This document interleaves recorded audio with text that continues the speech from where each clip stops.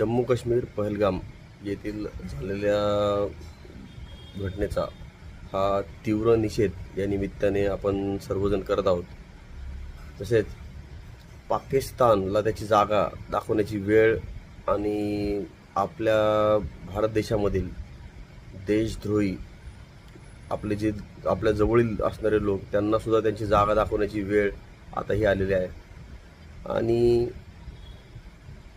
आपण सर्वजण एक लक्षात ठेवा की ज्या पद्धतीने सोशल मीडियावरती काही मुस्लिम बांधव किंवा काही लोक व्यक्त होत आहेत त्यांना जो अधिकार नाही त्या गोष्टीचा, आपल्या देशाच्या संरक्षण यंत्रणेवर बोलण्याचा, तसेच गृहमंत्री अमित शहा यांचा राजीनामा मागण्याचा, झालेली घटना ही अतिशय वाईट आणि त्यांनी ज्या पद्धतीने हिंमत केली आपल्या देशावरती डोळा टाकायची, त्यांना त्याचं उत्तर त्या भाषेच्या पलीकडे पण मिळणार आहे.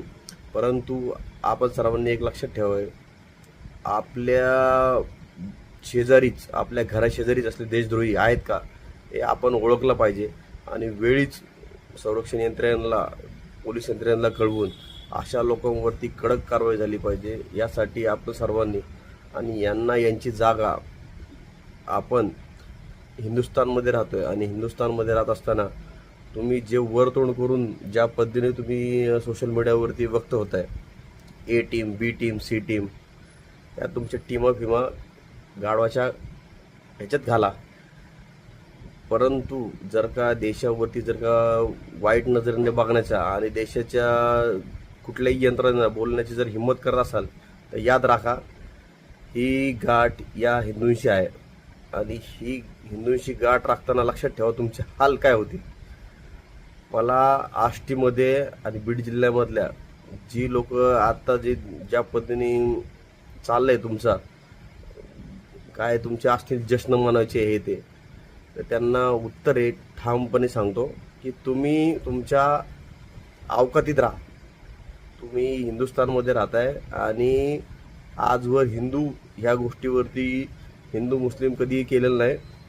पण तुम्ही जर का ह्या गोष्टी जर का तुम्ही सोशल मीडियावरती जर का चुकीच्या पद्धतीने व्यक्त होणार असाल तर तुम्हाला तुमची जागा दाखवण्याची वेळ निश्चित आलेली आहे असं ह्या निमित्ताने मी सांगतो. जय हिंद, जय महाराष्ट्र, जय शिवराय. छत्रपती शिवाजी महाराजांचा महाराष्ट्र आहे आणि ह्या महाराष्ट्रामध्ये जे कोणी असल्या गोष्टी, फालतू गोष्टी करणार आहे तर त्यांना त्यांचं उत्तर हे छत्रपती शिवाजी महाराजांचे मावळे देण्यासाठी खंबीर आहेत.